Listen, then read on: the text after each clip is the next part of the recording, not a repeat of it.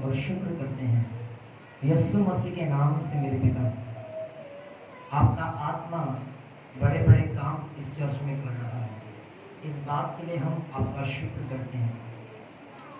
तेरा कलाम जैसे कहता है, जो मुझ पर विश्वास करेगा उसके द्वारा दुष्ट आत्मा निकलेंगे, रोगी चंगे होंगे, अधरंगी शुद्ध होंगे, बड़े बड़े काम, बड़े बड़े चिन्ह तो खुदावंद उनके द्वारा प्रकट करेगा जो तुझ पर विश्वास करते हैं। खुदावंद यहोवा, हम धन्यवाद देते हैं कि आपने मेरे पिता अपने खादिमों के द्वारा अपने लोगों के जीवन में बड़े बड़े चमत्कार किए हैं, आजाद किया है लोगों को मेरे पिता, बीमारियों से आजाद किया है, शराबों से आजाद किया है, बंधनों से आजाद किया है। आज के वचन को भी आपके हाथों में देते हैं, प्रार्थना करते हैं मेरे पिता, आज का वचन जो भी हो आपकी ओर से होने पाए। यीशु मसीह के नाम से हम प्रार्थना करते हैं खुदावंद यहोवा, आज के कलाम के द्वारा आप अपने लोगों से बातें करें। हमारी ये प्रार्थनाएं हैं, कोई भी ऐसे ही खुदा आशीष से वंचित ना रहे, हर एक जन तेरी आशीष से भर जाए, तेरा नाम महिमा पाए। यीशु के नाम से इस दुआ को मांगते हैं, पा लेते हैं, आमीन। Hallelujah, hallelujah. आप सभी को एक बार फिर से मसीह यीशु में सलाम, जय मसीह की, प्रेज़ द लॉर्ड और शालोम, आमीन, हालेलुया। कितने लोग हैं जो शालोम का मतलब समझते हैं? शालोम का मतलब प्रेमा क्या है?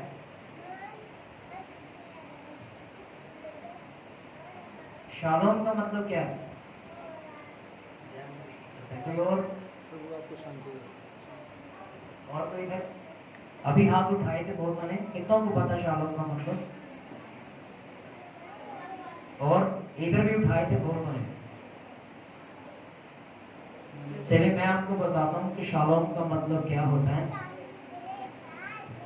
अपने बच्चों को प्लीज शांत करवाइए, क्योंकि अब ये समय है कि परमेश्वर आपसे बात करे। परमेश्वर आपसे वो बातें करना चाहता है जो उसके मन में है और जो वो आपके अंदर देखना चाहता है, आमीन, हालेलुया।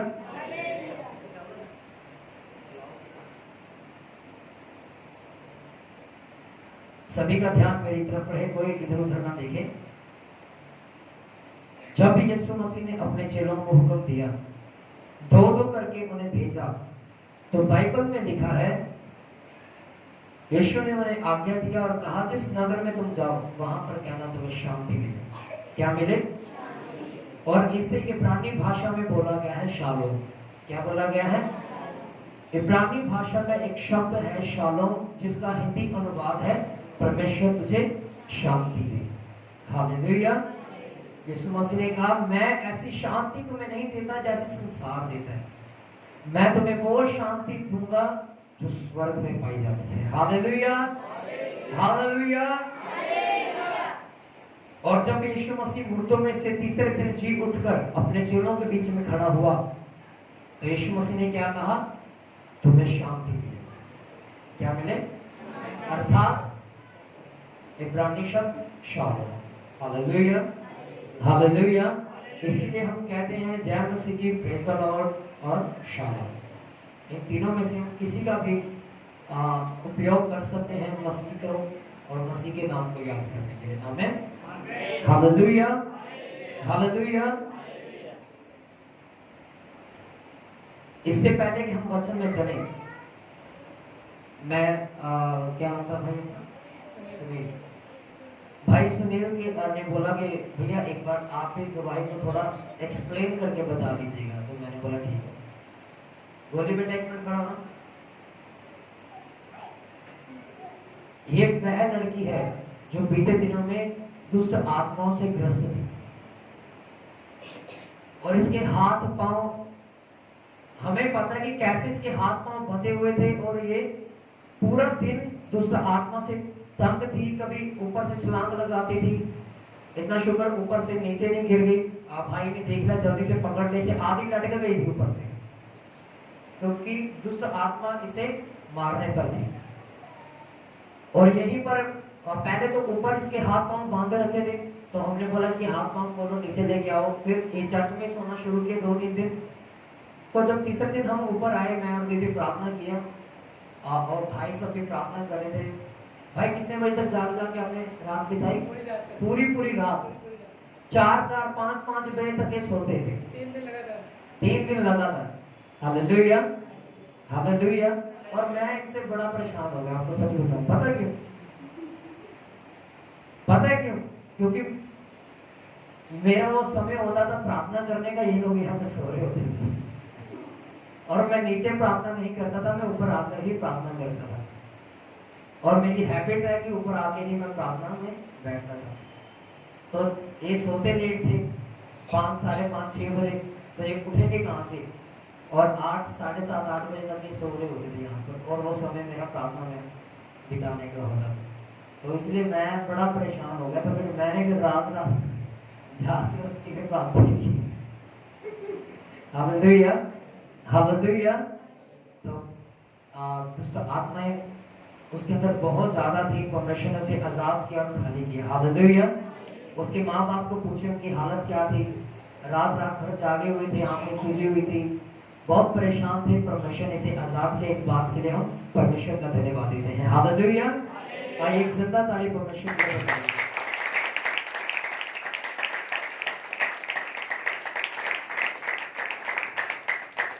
और चलिए अब ये समय है कि हम परमेश्वर की आवाज को सुने कि परमेश्वर हमसे क्या कहना चाहता है। हालेलुया। कितने लोग हैं जो आनंदित हैं? अपने पड़ोसी को पूछे क्या आप आनंदित हैं? सभी पूछे क्या आप आनंदित हैं? अगर आनंदित कहना मुश्किल है तो आप पूछ लीजिए क्या आप खुश हैं? और जो खुश है बोले जी हाँ मैं खुश हूं। हालेलुया। भाई हैप्पी आप खुश नहीं है? अपने पड़ोसी को बोलेंगे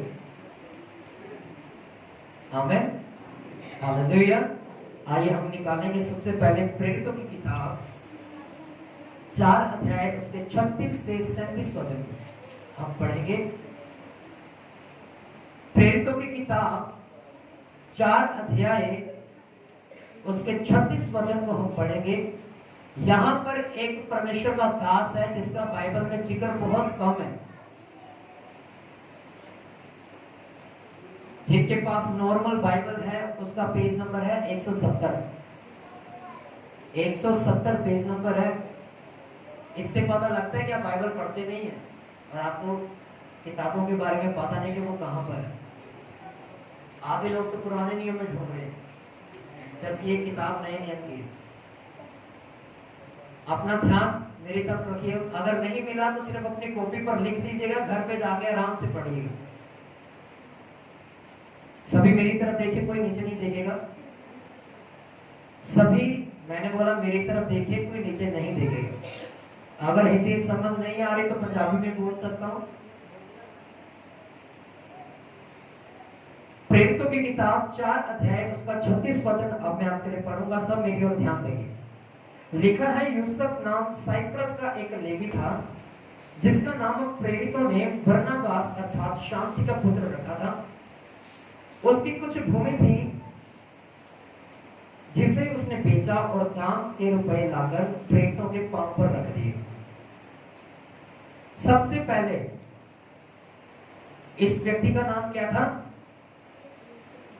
यूसुफ। क्या नाम था इस व्यक्ति का?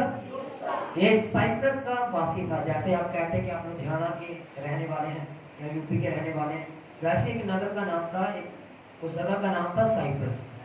ये व्यक्ति जिसका नाम यूसुफ है, साइप्रस नामक एक नगर में रहा करता था। वह लेवी व्यक्ति था।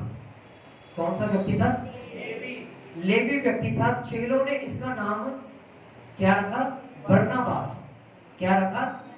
बरनबास का मतलब होता है शांति का पुत्र। क्या होता है? इंग्लिश की बाइबल में से अगर हम इसे ट्रांसलेट करके देखें तो वहां पे लिखा है उत्साहित करने वाला। क्या करने वाला? उत्साहित करने वाला। सबसे पहले अगर हम लेवियों की हिस्ट्री को जाने इतिहास की किताब से, तो लेवियों के पास कोई जमीन जायदाद नहीं थी। ये वही व्यक्ति थे जो वाचा का संदूक लेके आगे आगे जाते थे और इन्हें सिर्फ वही चीजें खाने का अधिकार था जो परमेश्वर की वेदी के ऊपर भेंट के तौर पर आती थी। उसी के ऊपर ये दुआ करके प्रार्थना करके उसे खाते थे। जब इजराइलियों को गोत्रों के हिसाब से जमीनें बांटी गई, कनान देश बांटा गया, इन व्यक्तियों को, लेवी साम्राज्य के लोगों को एक बिंदु तक नहीं मिला, क्योंकि ये सिर्फ परमेश्वर की सेवकाई के लिए चुने गए। पर यहाँ पर अगर 36 वचन को लिखोगे, यहाँ पर लिखा इसके पास कुछ जमीन थी। क्या थी? कुछ जमीन थी जिसे इसने बेच डाला और प्रेरितों के पांव पर लाके जो पैसा उस जमीन के द्वारा इसे मिला था बेचने पर, इसने वो सारा पैसा कहां रख दिया? प्रेरितों के पांव में रख दिया। सबसे बड़ी बात यह है कि लेवियों को इतिहास में, मान लीजिए कितनों के पास घर है जो रह रहे हैं, जिनका अपना घर है, क्या वो आपने खुद खरीदा है या क्या आपके पापा का या आपके दादा का था? वो दादा परदादा भी थे। कितनों के हैं? हालेलुया। या कि आपके दादा परदादा के वो चले आ रही थी वो जमीन जायदाद, इसीलिए आप उसके वारिस थे। पर इस व्यक्ति के पास तो कुछ भी नहीं था, परमेश्वर ने इसे दिया ही नहीं था, ये तो सिर्फ सेवा के लिए चुना गया था। पर यहां पर लिखा इसके पास कुछ जमीन थी और उस जमीन को इसने बेचा। बेचने के बाद जो पैसा उस जमीन से आया था, इसने उस पैसे को चेलों के पांव पर लाके रख दिया। जमीन इसके पास कहां से आई? इसने खुद मेहनत की होगी। बाइबल कहती है कि लेवी को कोई जमीन नहीं मिली थी, पर इसके पास जमीन थी। इसका मतलब है इसने मेहनत करी होगी, पैसा कमाया होगा।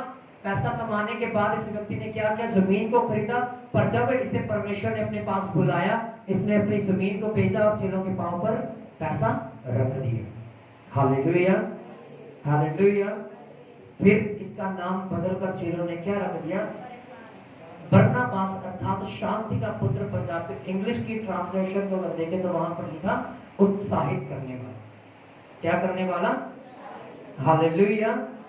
अब हम इस बरनबास की खूबियों के ऊपर नजर करेंगे। याद रखें, मैंने जैसे पहले बोला, ये एक ऐसा चरित्र है बाइबल का जिसने काम बहुत किया, पर इसका जिक्र बहुत कम है बाइबल। सिर्फ 2 या 3 बार इसका पूरे नए नियम में, प्रेरितों की किताब से लेके पहले तिमुथियुस तक इसका 3 बार जिक्र आता है। पर जिसको इसने खड़ा किया वो इतिहास का सबसे बड़ा चेला है बाइबल। अब हम इस सबसे पहले इसकी खूबियां जानेंगे और हम इस खूबियों को देखकर अपने अंदर देखेंगे कि क्या ये खूबी हमारे अंदर है या नहीं। सोने वाले बोलेंगे हालेलुया। 4 अध्याय 37 वचन में लिखा है, उसकी कुछ भूमि थी जिसे उसने बेचा, दाम के रुपए लाके प्रेरितों के पांव पर रख दिए। सबसे पहले इसकी ये खूबी थी कि इसका हृदय बहुत ही बड़ा था।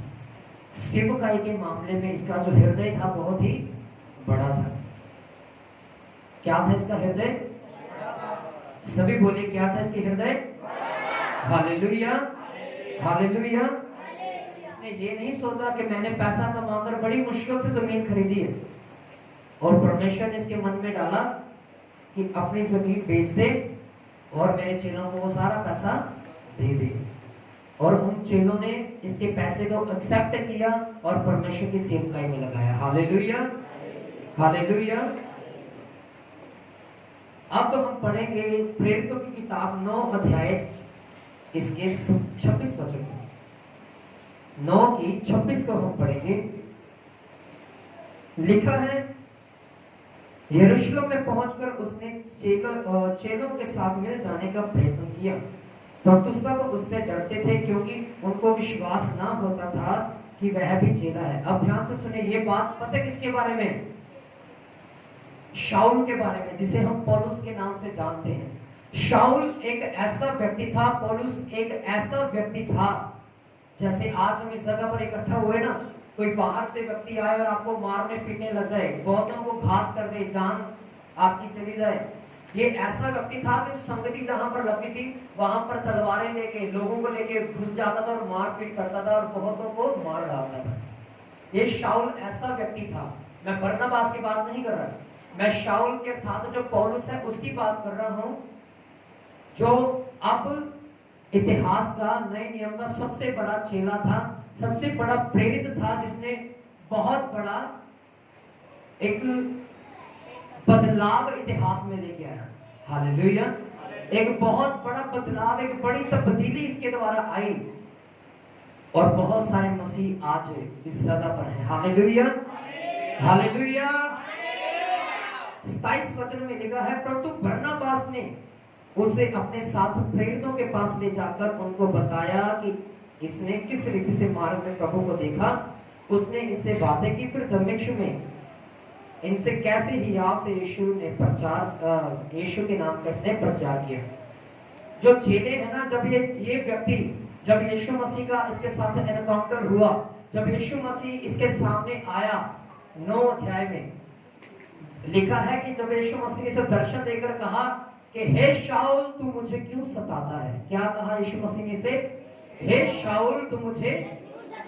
और इस शाऊल ने अर्थात पौलुस ने कहा कि हे गुरु तू कौन है? उसने कहा मैं वही हूं जिसे तू सताता है। क्या कहा उसने? मैं वही हूं जिसे तू, जबकि वह यीशु मसीह को सता नहीं रहा था, वह तो कलीसिया के ऊपर क्या कर रहा था? सताव को लेके आ रहा था। और बाइबल में लिखा है जो कलीसियाओं को सताता है वह परमेश्वर को सताता है। हालेलुया। और इसीलिए यीशु मसीह ने कहा जिससे तू सताता है मैं वही हूं, अर्थात जो मेरी कलीसिया को सताता, मेरे लोगों को सताता है, वह मुझे सताता है। Hallelujah, hallelujah. और अब चेले, जब इसका जीवन तब्दील हो गया, प्लीज अपने बच्चों को शांत करवाएं। अगर शांत नहीं हो रहे तो नीचे ले जाइए, आवाज नीचे तक भी आती है माइक की। अपने बच्चों को नीचे ले जा सकते हैं अगर आपसे बच्चे आपके कंट्रोल में नहीं है तो, क्योंकि ये वचन जरूरी है। ये कलाम मेरी आवाज नहीं है, ये परमेश्वर की आवाज है। इस आवाज को ध्यान से सुनिए कि वो क्या कहना चाहता है। लिखा है जब शाऊल का जीवन बदल गया, जब यीशु मसीह ने कहा अब उठ दमिश्क की ओर चला जा, तब वो अंधा था। 3 दिन अंधा रहा वह यीशु मसीह को देखने के बाद। ऐसा कौन सा व्यक्ति है पुराने नियम में जिसने परमेश्वर का दर्शन पाया और वो 3 दिन बेहोश रहा? पता है किसी को? परमेश्वर की सिर्फ पीठ को जिसने देखा और वो 3 दिन सीने पर्वत के ऊपर रहा। अब तो बता भी दिया मैंने। हालेलुया। मूसा एक ऐसा व्यक्ति था जिसने परमेश्वर की सिर्फ पीठ को देखा था। वो बड़ी लालसा रखता था परमेश्वर को देखने की। कहता प्रभु 40-40 दिन मैं तेरे साथ ऊपर बिताता हूं, मुझे एक बार अपना दर्शन तो दिखा। उसने कहा कोई मेरा दर्शन नहीं देख सकता, अगर कोई मुझे देखेगा वह उसी समय मर जाएगा। क्या कहा परमेश्वर ने? जो कोई मुझे देखेगा वह मर जाएगा। उसने कहा प्रभु एक झलक ही दिखा दे अपनी। और उसने कहा ठीक है, आज मैं तेरे सामने से होकर निकलूंगा तो मेरी पीठ को देख लेना। उसने कहा ठीक है। जैसे वो उसके सामने से निकला, वो 3 दिन अधमरा होके पहाड़ के ऊपर ही पड़ा रहा। Hallelujah, hallelujah. और जब यीशु मसीह इस पौलुस के सामने आया तो ये 3 दिन तक अंधा रहा। हालेलुया। एक चेला इसके पास पहुंचाया गया दर्शन में। उसने इसके सिर के ऊपर हाथ रख के प्रार्थना किया, इसकी आंख से कुछ छिलके गिरे नीचे और ये फिर से देखने लग गया। तब से इसका जीवन बदल गया। परमेश्वर ने इसको अपने कामों के लिए इस्तेमाल करना शुरू किया। जब इसको पता लगा कि यीशु मसीह के चेले जो 11 चेले थे, एक ने तो यीशु मसीह को धोखा दे दिया और 11 चेले जो यीशु मसीह के हैं वह दमिश्क में बैठे हुए हैं। ये उनसे मिलने के लिए गया और वो इसे देख के डर गए और उनको लगा शायद अब ये हमें भी मारेगा पीटेगा, क्योंकि ये कलीसियाओं को सताता था। और वो देख के डर गए और चेलों ने कहा नहीं नहीं, हम तुझे अपने ग्रुप में शामिल नहीं करेंगे, हम तुझे अपने ग्रुप में शामिल। अगर तालिबान यहां पर आ जाए और वो आपको कहे परमेश्वर ने मेरे जीवन को बदल दिया, तालिबान के बारे में जानते सभी? तालिबान आई थिंक RS का बंदा, हाँ आतंकवादी है कहने का मतलब। वो RS ग्रुप के साथ जुड़ा हुआ है। वो जगह जगह पर ब्लास्ट करवाता है हर साल। और अगर वो आपके सामने आ जाए यहाँ पर, आप उसे देख के डर जाओगे कि नहीं डरोगे? अरे यार ये तो टेररिस्ट है, ये तो आतंकवादी, यहाँ पर क्या कर रहा, लगता है यहीं पर भी बॉम्ब से कमाने के लिए। तो आप सब भागना शुरू कर दोगे। चेलों के अंदर ऐसे ही पौलुस को देख के डर समा गया कि यार ये हमारे यहाँ क्या कर रहा है, हमें भी मारेगा पीटेगा। और इसीलिए वह डर गए और उन्होंने कहा हम तुझे अपने ग्रुप में शामिल नहीं कर सकते हैं, तू भाई यहाँ से चला जा। पर बरनबास आया, उसने कहा नहीं भाई, इसके जीवन को यीशु ने बदल दिया। उसने सारा वाक्य इन्हें बताया कि कैसे इसको परमेश्वर ने दर्शन दिया, ये कैसे अंधा हुआ, कैसे ये फिर से चंगा हुआ, देखने लगा, कैसे यहाँ पर आया। परमेश्वर ने इससे बड़े बड़े काम भी करवाए हैं और इसे अब अपने ग्रुप में शामिल करो। उन्होंने ग्रुप में शामिल नहीं किए, पर बरनबास ने पौलुस को ट्रेनिंग दिया। क्या दिया? ट्रेनिंग दिया। ट्रेनिंग को क्या कहते हैं हिंदी में? शिक्षा। एक शिक्षा दिया बरनबास ने। किसको दिया? पौलुस को।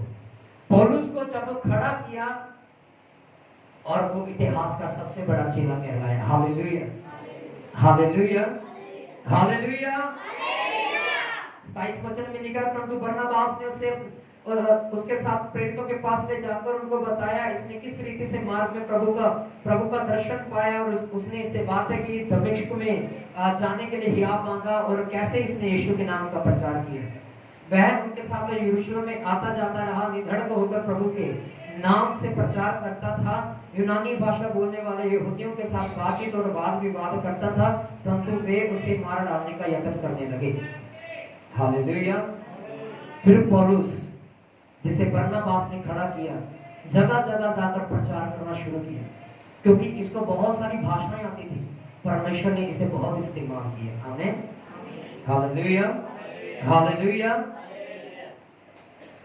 बरनबास ने चेलों के मन में एक जगह बनाई और इसके बाद चेलों ने इसकी बात के ऊपर विश्वास किया। ये बरनबास की एक दूसरी खूबी थी। हालेलुया। पहली खूबी उसकी क्या थी? उसका जो हृदय था मसीह के कामों के लिए बड़ा था। दूसरी खूबी, उसके अंदर बोझ था दूसरों के प्रति कि सेवक खड़े करने चाहिए। यीशु मसीह ने क्या कहा? जाओ जाति जाति के लोगों को सुसमाचार सुनाओ, पिता पुत्र पवित्र आत्मा के नाम में बपतिस्मा दो और किसके चेले बनाओ? किसके? हालेलुया। उसने कहा मेरे चेले बनाओ, अर्थात यीशु ने कहा उन्हें मेरे चेले बनाओ, पिता पुत्र पवित्र आत्मा के नाम में बपतिस्मा देके चेले बनाओ, अर्थात यीशु मसीह के चेले बनाओ। और बरनबास का मेन मोटिव यही था कि वो अपना चेला नहीं बनाना चाहता था पौलुस को। उसने किसका चेला उसे बनाया? यीशु मसीह का। हालेलुया। एक बात जो अभी मैं बोलने वाला हूं, ध्यान से सुनेगा। जो चर्च चेले पैदा ना करे वह चर्च बांझ कहलाती है। क्या कहलाती है? सभी ध्यान दीजिए मेरी तरफ। जब एक माँ औलाद पैदा ना कर पाए तो संसार के लोग उसे क्या कहते हैं? ये क्या है? बांझ है। और जब एक कलीसियाओं का निर्माण ना करे तब तक वह कलीसिया बांझ कहलाती है। याद रख इस बात को। जब तक आप अपने अंदर से चेलों को खड़ा नहीं करोगे तब तक आप भी बांझ कहलाओगे परमेश्वर की नजर में। बरनबास एक ऐसा व्यक्ति था, इसने एक ऐसे व्यक्ति के ऊपर मेहनत किया जो बांझ नहीं था। इसने अपने द्वारा एक ऐसे व्यक्ति को जिसका नाम पौलुस था खड़ा किया, उसने अन्य चेलों को खड़ा किया। Hallelujah, hallelujah. इसने परमेश्वर के कामों को बांझपन में रहने नहीं दिया। इसने परमेश्वर के कामों को ऐसा बढ़ाया कि उसने चेलों पर चेले खड़े किए, संस्था पर संस्था, कलीसियाओं पर कलीसियाएं खड़े की। Hallelujah, hallelujah. इसीलिए हम कहते हैं कि जो कलीसिया को पैदा नहीं करती वह कलीसिया बांझ कहलाती है। जो चेला चेले पैदा नहीं करता, चेलों को खड़ा नहीं करता, वह चेला बांझ कहलाता है। Hallelujah, hallelujah. आप समझ पा रहे हैं इस बात को? याद रखें, जब तक आपके अंदर से कुछ लोग ना जन्मे, अर्थात आपके द्वारा कलीसिया में ना आए, तब तक आपका जीवन बांझ कहलाएगा। आप समझ पाए? आप समझ पाए इस बात को? 11 अध्याय उसके 19 वचन को पढ़िए। 11 के 19 को जल्दी से पढ़िए। जो लोगों से कलेश के मारे जो स्तिफनुस के कारण पड़ा था, तितर बितर हो गए थे, वे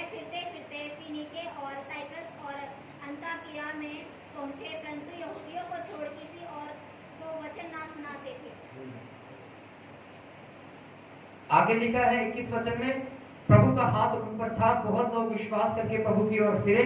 22 में लिखा है, जब उनकी चर्चा यरूशलेम की कलीसिया के सुनने में आई तो उन्होंने बरनबास को अन्ताकिया भेजा। वह वहां पहुंचकर परमेश्वर के अनुग्रह को देखकर आनंदित हुआ, सबको उपदेश दिया, तन मन लगाकर प्रभु में लिप्त रहो। वह एक भला मनुष्य था, पवित्र आत्मा विश्वास से परिपूर्ण था, अन्य बहुत से लोग प्रभु में आ मिले। अब ये बरनबास की खूबी थी एक और, कि आप चेलों ने बरनबास को अन्ताकिया में भेजा और वहां पर परमेश्वर ने बरनबास को बहुत इस्तेमाल किया। पौलुस को तो किया ही किया, बरनबास को भी बहुत इस्तेमाल किया। ये बरनबास वही बरनबास है जिसने पौलुस को जन्म दिया। जन्म देने का मतलब है वो उसे चेलों की गिनती में शामिल करने में सहभागी हुआ। आगे देखकर बरनबास के अंदर दो चीजें और पाई गई, तीन चीजें लिखा, वह भला मनुष्य था, दूसरी बात वह पवित्र आत्मा और विश्वास से परिपूर्ण था। पहला क्या था, वो भला मनुष्य था, दूसरी बात वह पवित्र आत्मा से और विश्वास से परिपूर्ण था। यहां पर लिखा, अन्य बहुत से लोग प्रभु में आ मिले। ये क्यों हुआ? क्योंकि वह भला मनुष्य था। दूसरी बात वह पवित्र आत्मा से परिपूर्ण था। तीसरी बात वह विश्वास से भी परिपूर्ण था। Hallelujah, hallelujah. आज बहुतों के ऊपर हल्का सा क्लेश आए तो लोग कहते हैं कि हम मसीहत को छोड़ के चले जाएंगे। कहते कि नहीं कहते?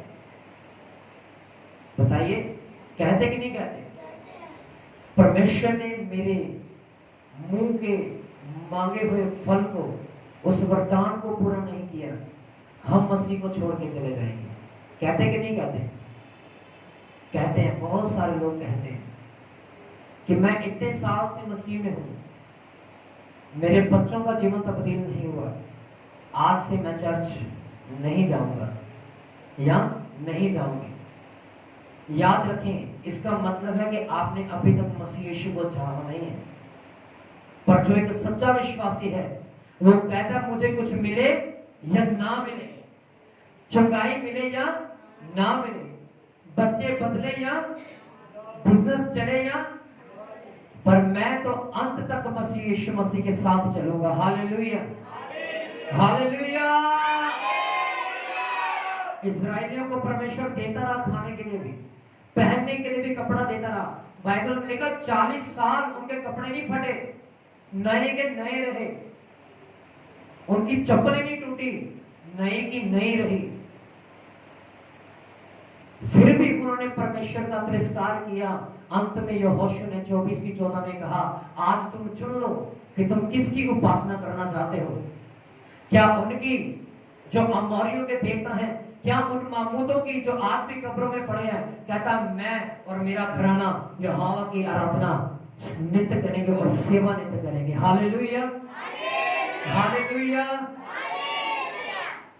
ये ऐसा उसने क्यों कहा? क्योंकि वो जानता था कि परमेश्वर हमें खाने के लिए दे या ना दे, पर एक ही जीवित परमेश्वर है, उसका नाम क्या है? यीशु मसीह। Hallelujah, hallelujah. अगर आज आप मुर्दों की कब्रें खोदोगे ना जाके, तो वहां आपको उनके कंकाल दिखेंगे, उनकी हड्डियां दिखेंगी। पर यीशु मसीह की कब्र पे जाकर देखो, ना तो उसका वो अंगोछा है जो उसके कमर में लिपटा रहता था, ना ही उसके कपड़े हैं और ना ही उसकी हड्डियां हैं। हालेलुया। क्योंकि यीशु मसीह मुर्दों में से तीसरे दिन जी उठा है। हालेलुया। आप विश्वास करते हैं इस बात के ऊपर? हालेलुया। अपने पड़ोसी को देखिए और कहें, यीशु मसीह जीवित है। फिर से कहें, यीशु मसीह जीवित है। हालेलुया। यीशु मसीह के नाम की बड़े कम लोग, यीशु मसीह के नाम की, यीशु मसीह के नाम की। हालेलुया। यह तीसरी खूबी थी बरनबास की कि वह भला मनुष्य था, पवित्र आत्मा से और विश्वास से परिपूर्ण था। पहली खूबी इसके अंदर क्या थी? हाँ जी, परमेश्वर की सेवकाई के लिए उसका हृदय बहुत बड़ा था, इसलिए उसने अपनी जमीन की परवाह नहीं की। जमीन जायदाद क्या था फिर बन जाएगी, पर परमेश्वर की सेवा करने का मौका बार बार। दूसरी इसकी खूबी क्या थी?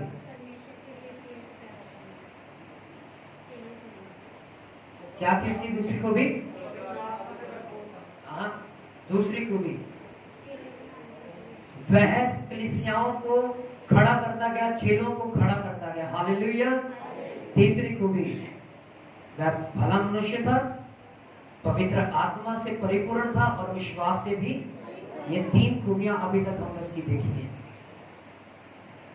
अभी और भी देखेंगे, 3-4 और है। वही हम 10 से 15 मिनट में हम इसे खत्म करेंगे और घर में जाना, प्रार्थना करना इन खूबियों के ऊपर और देखना ये खूबियां आपके अंदर है या नहीं है। हालेलुया। अब 13 अध्याय उसके 1 वचन को मैं आपके लिए पढ़ूंगा। लिखा है, अंताकिया की कलीसिया में कई भविष्यवक्ता और उपदेशक थे। बरनबास शमौन जो निगर कहलाता है, लुकियुस कुरेनी चौथाई देश के राजा हेरोदेस का दूध भाई मनाहेम और शाऊल, जब वे उपवास सहित प्रभु की उपासना कर रहे थे तो पवित्र आत्मा ने मेरे लिए बरनबास और शाऊल को आत्मा ने कहा, मेरे लिए बरनबास और शाऊल को उस काम के लिए अलग करो जिसके लिए मैंने उन्हें बुलाया है। तब उन्होंने उपवास और प्रार्थना करके उन पर हाथ रखकर उन्हें विदा किया।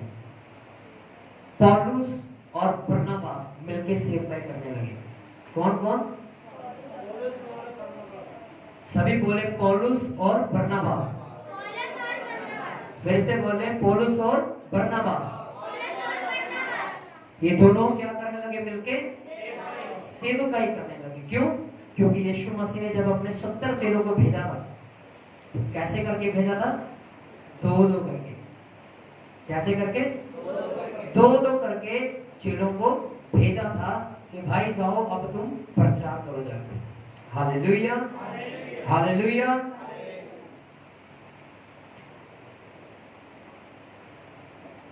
यहां पर लिखा, चेलों ने इनके ऊपर हाथ रखकर इन्हें विदा किया कि जाओ भाई अब उस काम को करो जिस काम को करने के लिए परमेश्वर ने तुम्हें अलग किया है।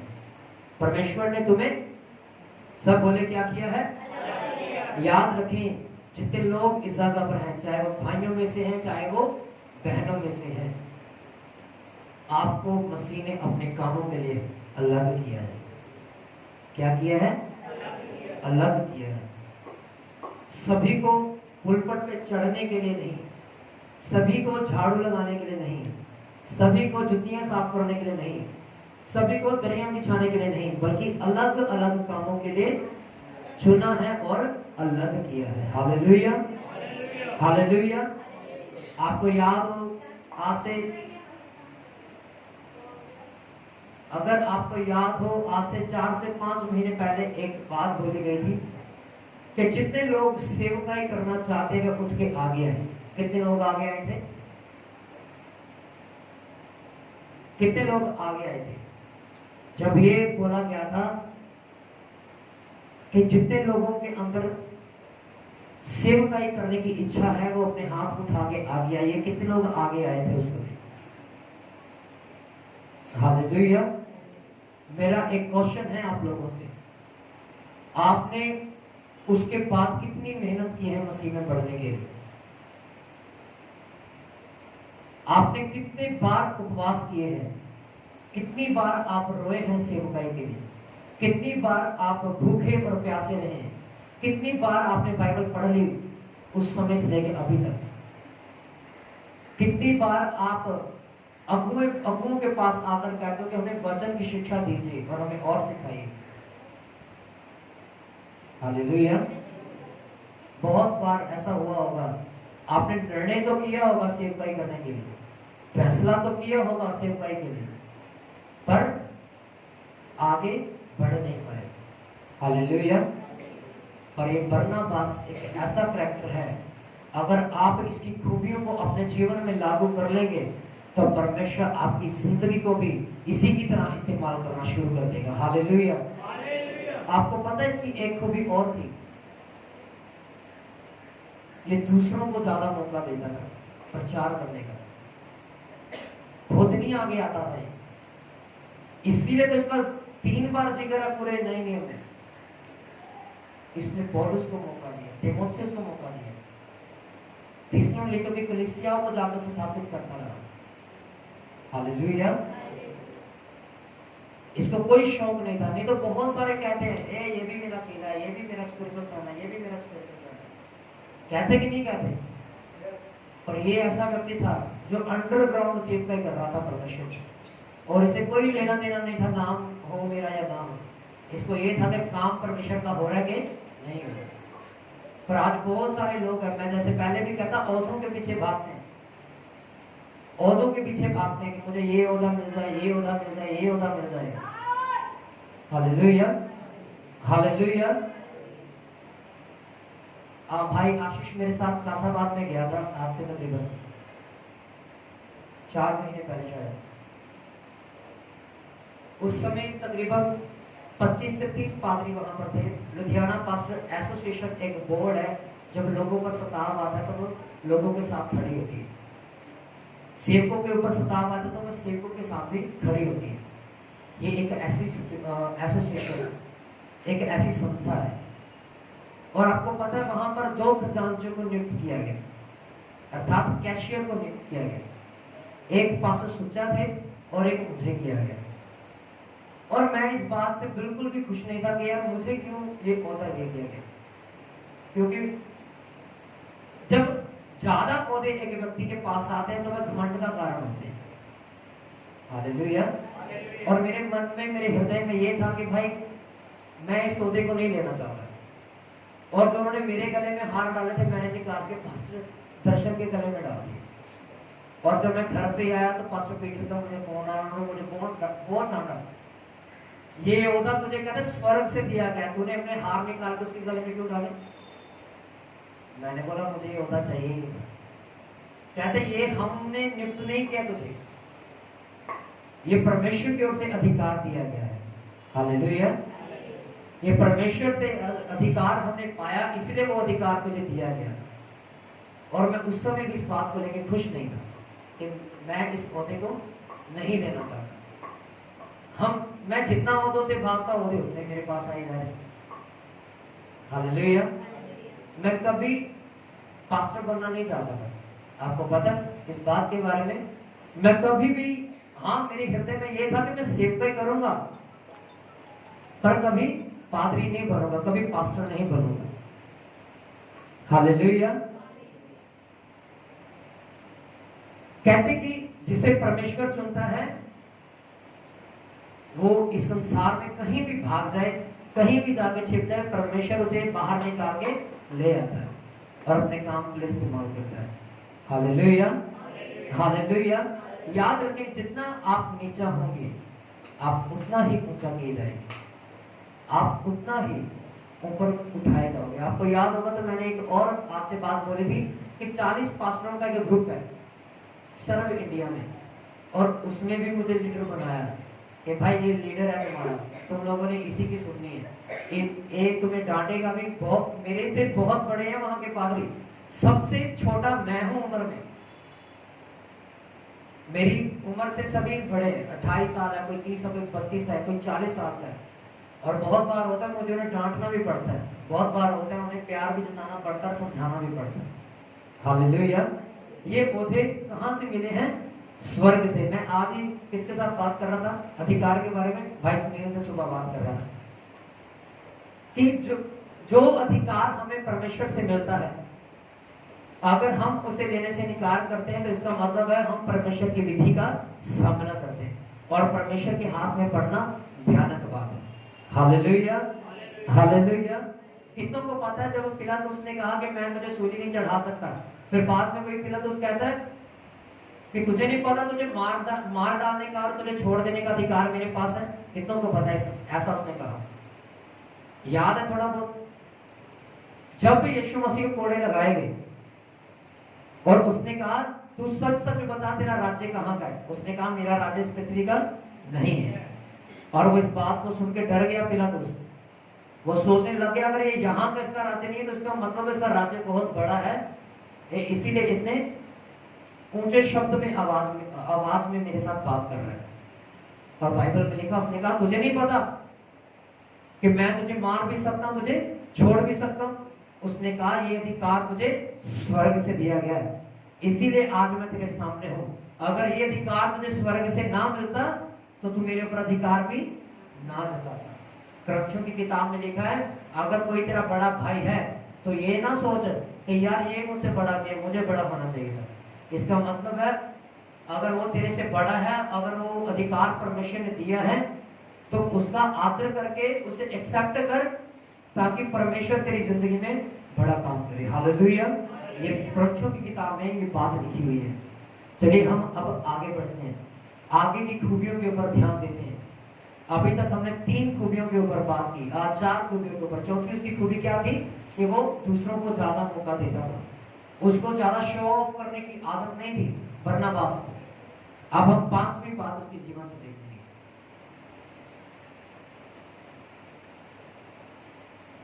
प्रेरितों की किताब 15 अध्याय उसके 36 वचन को पढ़ेंगे। 15 की 36 में लिखा है, कुछ दिन बाद पौलुस ने बरनबास से कहा, जिन जिन नगरों में हमने प्रभु का वचन सुनाया था, आओ फिर उनमें चलकर अपने भाइयों को देखें कि वे कैसे हैं।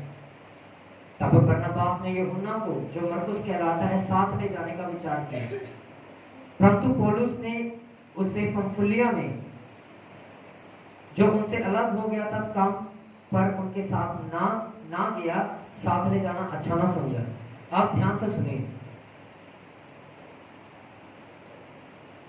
सभी मेरी तरफ देखिए ऊपर।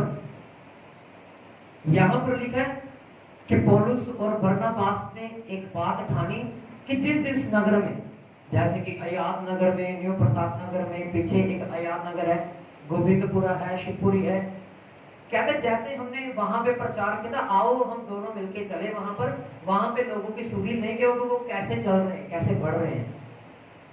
और बरनबास ने कहा कि भाई, जो मेरा भाई मरकुस है, जिसका नाम यूहन्ना भी है, उसको भी हम साथ लेके चलेंगे। पर पौलुस ने क्या कहा, अब अपने अगुवे से ये वाद विवाद कर रहे हैं।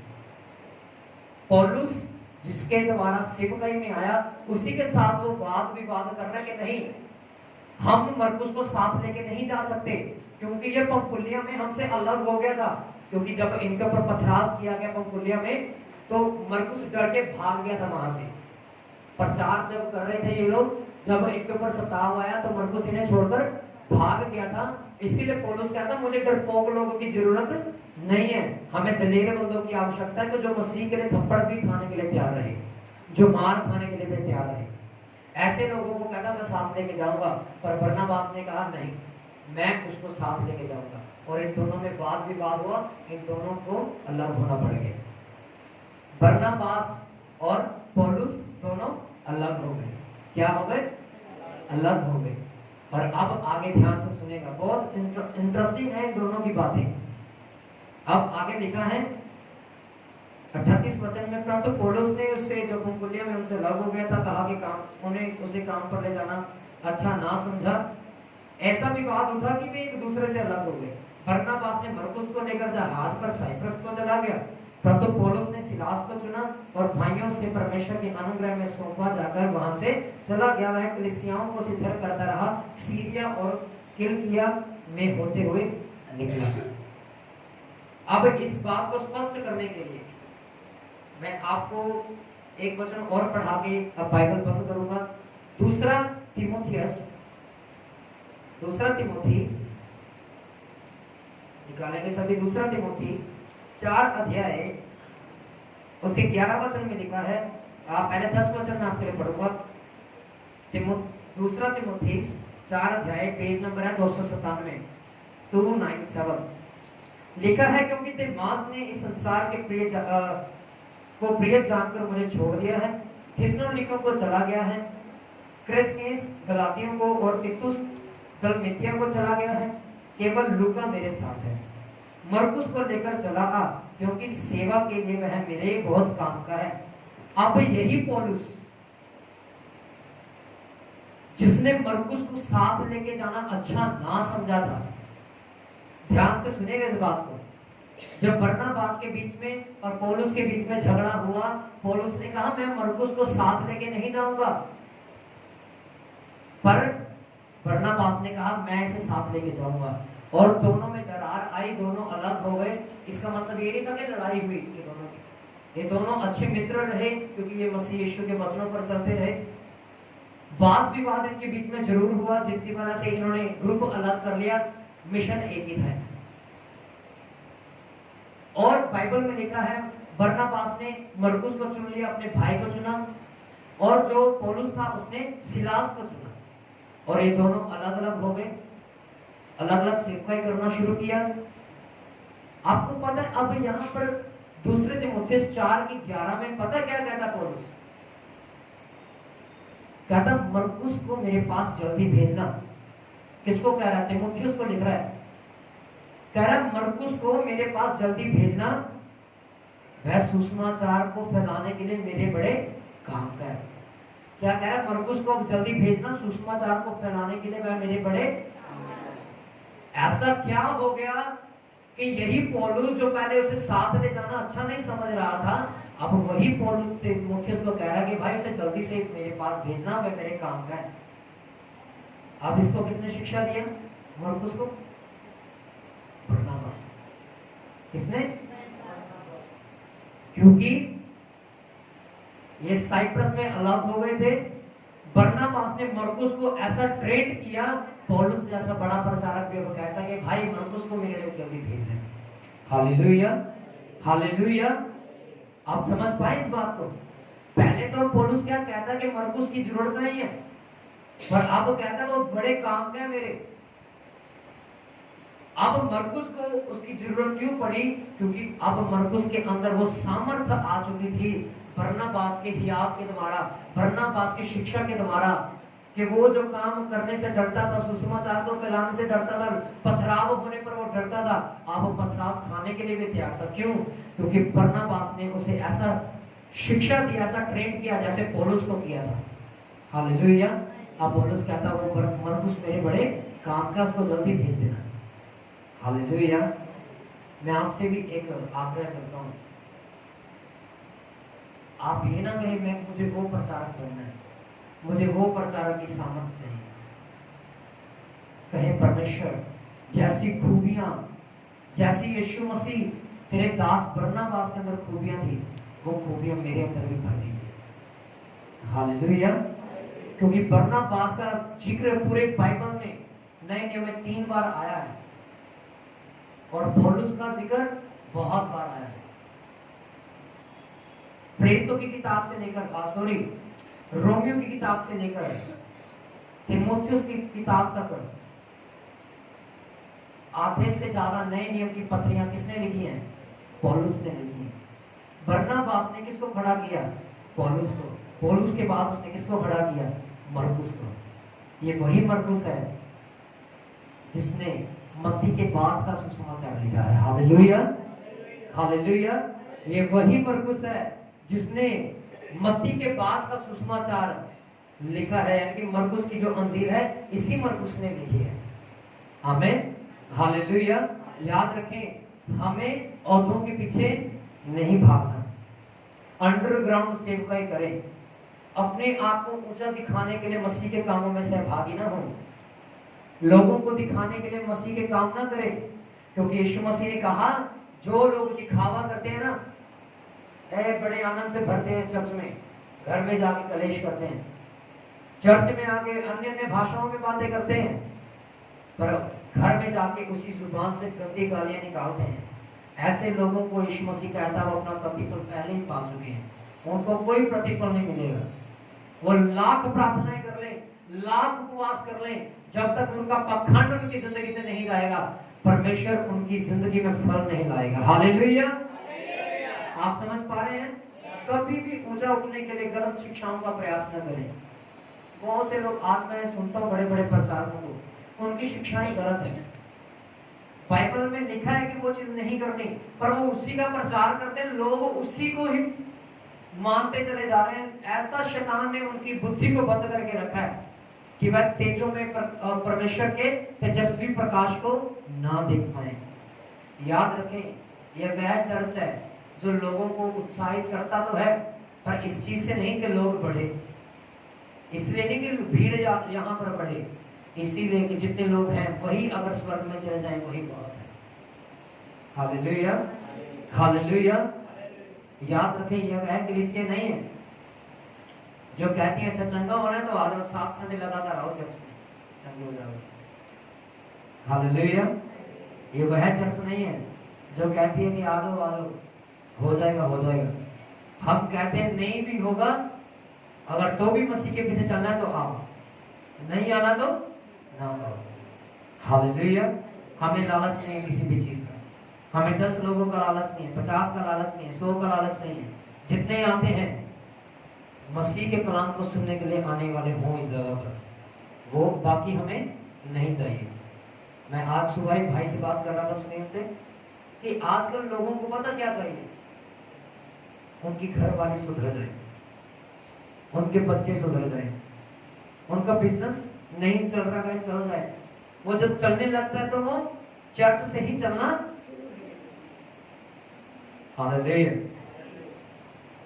जब आते हैं चर्च में सीढ़ियां चढ़ के आते हैं, घुटनों टेके, प्रभु जी तूने बहुत बड़े बड़े काम किए, तो वही सीढ़ियां हर संडे एक एक सीढ़ियां उतरते रहते हैं कि आज के बाद इस चर्च में नहीं आएंगे, क्योंकि अपना काम बनता तो भाड़ में जाए चर्च की जनता।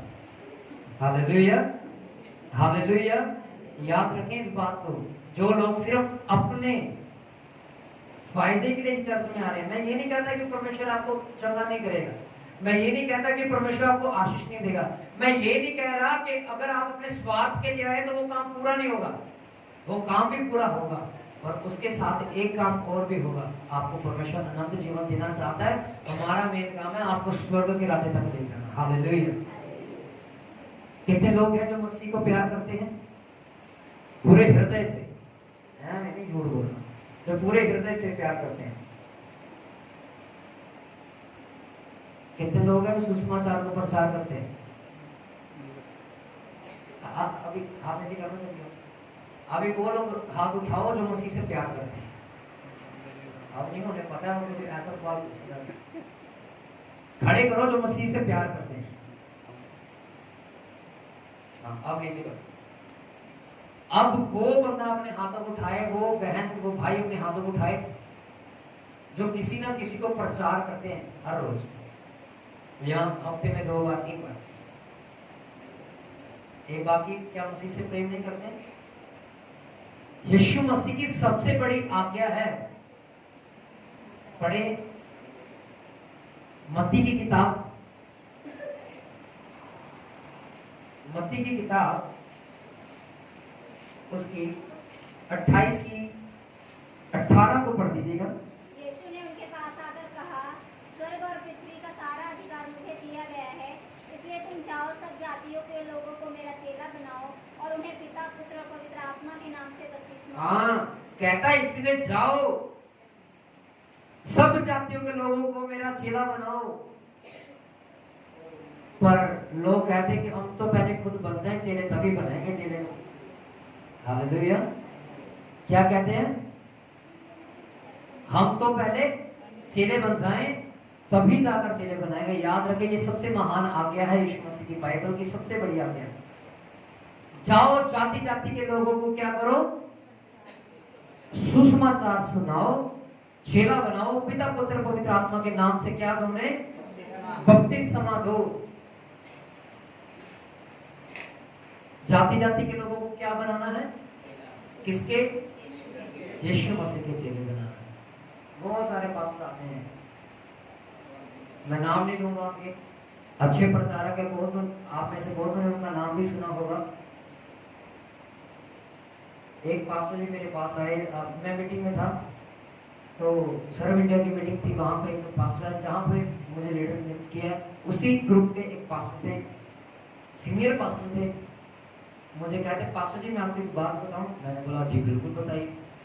मैंने बोला ऐसी बात बताना कि मैं सुन के उत्साहित हूँ, ऐसी बात मत बताना कि मैं निराश हो जाऊँ। कहते हाँ हाँ उत्साहित होंगे आप। आप बढ़ोगे। मैंने बोला अच्छा तो बताइए। आपको पता उस प्रचारक का नाम सुना आपने? मैंने बोला हाँ थोड़ा थोड़ा याद है पर मिला नहीं कभी सुना है। उसको मैंने खड़ा किया। मैंने बोला अच्छा। उस प्रचारक का नाम सुना? मैंने बोला जी। उसको भी मैंने खड़ा किया। मैंने बोला अच्छा ये जो पास्टर पामिया में रह के सेवक करता उसका नाम सुना? मैंने बोला मैं मिला हूँ। हाँ वो मेरे स्पिरिचुअल सन है। तो मैंने बोला वो तेरा चेला है। मैंने तो ऐसे बोला अगर वो आपका चेला है तो वो यीशु का चेला, वो यीशु का चेला आपके द्वारा सेवकाई में जरूर आया, आप ही के द्वारा उसने सीखा होगा, पर वो चेला आपका नहीं है। वो सबसे पहले चेला यीशु मसीह का है, फिर आप। हालेलुया। तो मैंने उनको वहां पे बताया कि आप बड़े सीनियर पास्टर हैं, मैं आपके सामने जुबान नहीं चला सकता, पर कलाम मुझे कहता है कि जो गलत है उसे गलत कहना, जो सही है उसे सही कहना। मैं आपकी बात यहीं पे टोकता हूँ और कहता हूँ कि वो आपका चेला नहीं है, वो यीशु मसीह का चेला, फिर आपका चेला। और मैंने बोला ये बात आपने बहुत गलत कही है कि मेरे द्वारा सेवकाई में आया, वो आपके द्वारा नहीं, मसीह की सामर्थ और अनुग्रह के द्वारा सेवकाई में आया है। Hallelujah, hallelujah. अगर आप इस जगह पर हैं, आप मेरे द्वारा नहीं आए हैं, आप किसी भाई या बहन के द्वारा नहीं आए हैं, आपको यीशु मसीह अपने पास लेकर आया है। हालेलुया। पिछले संडे हमने सीखा था, हमने पिछले संडे भी ये बात की थी, मसीह यीशु मसीह खोए हुओं को ढूंढने के लिए आया। पुराने नियम कहता मेरे पास आओ, पर यीशु कहता वही ठहरे रहो, मैं तुम्हारे पास आता हूँ। Hallelujah, hallelujah. तो इसीलिए आप ये ना कहें कि ये बहन मेरे द्वारा चर्च में आई है या वो भाई मेरे द्वारा चर्च में आया, आप कहें ये यीशु मसीह के अनुग्रह के द्वारा चर्च में आया है। हालेलुया। आइए हम सभी अपनी आंखों को बंद करें, याद रखें जो आपने अभी सीखा, इसी के द्वारा हम अभी प्रार्थना करेंगे कि परमेश्वर जैसे बरनबास ने अपने लिए चेले खड़े नहीं किए, पौलुस को उसने तेरे कामों की सेवा के लिए चुना और खड़ा किया प्रभु जी, वैसे हम भी चेलों को पैदा करें, हम भी खुदा तेरे लोगों को पैदा करें। आइए अपने हाथों को उठाएं, अपने घुटनों के बल पर आ जाइए सभी, और अपने घुटनों के बल पर खड़े हो जाइए, अपने घुटनों के बल पर खड़े हो जाइए और अपने हाथों को आसमान की ओर उठाइए। मैं आपके लिए प्रार्थना करूंगा, मेरे पीछे बोले यीशु मसीह, आज मैंने सीखा है हमें तेरी सेवा के लिए अपने हृदय को बड़ा करना है, जैसे कि बरनबास ने किया। यीशु मसीह हमने सीखा है उसके जीवन में भलाई का आत्मा काम करता था, पवित्र आत्मा काम करता था, और वह व्यक्ति जिसका नाम बरनबास है वह विश्वास से भी परिपूर्ण था। यीशु मसीह आज मुझ पर दया कीजिए, जो खूबियां आज हमने सीखी हैं उस व्यक्ति के जीवन से जिसका नाम बरनबास है, वैसी ही खूबियां मेरे जीवन में भी पाई जाएं यीशु के नाम से।